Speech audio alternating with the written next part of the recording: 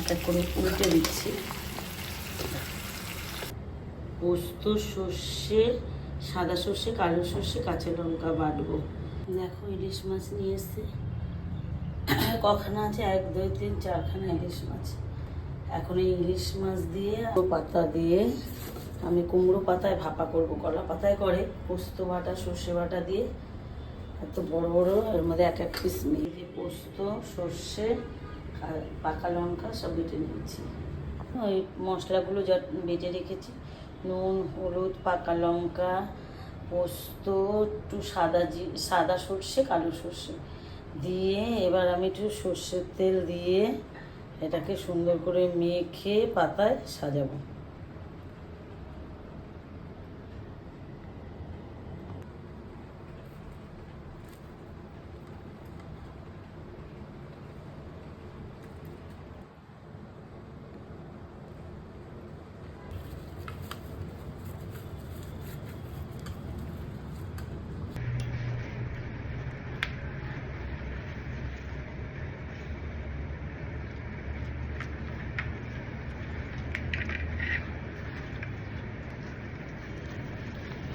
এটা এই পাশে বেঁধে দেবো আর এটাকে মুড়িয়ে এই পাশে বেঁধে দেবো।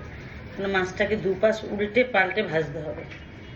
আর এদিকে এটাকে সুতো দিয়ে বেঁধে দেবো। একটা করে দিয়েছি, যদি ফেটে বেরিয়ে।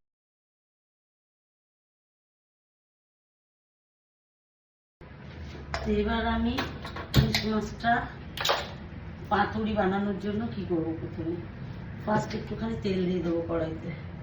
কেন ওই যে পাতাটা যে আছে না, পাতাটা যাতে একটু ভাজা ভাজা হয়। আমি তো পাতাটাও খাবো, পাতাটা খেতে ভালো লাগছে।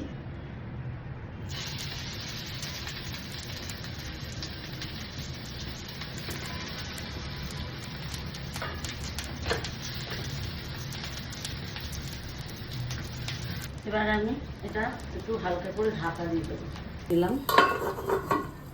আর গ্যাসটাকে পাতাটা থেকে তো ঢাকা দিয়েছি, একটু জল বেরিয়েছে।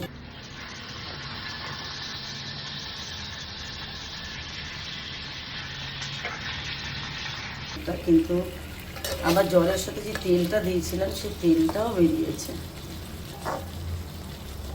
তার পাতুরি। government.in পরিষ্কার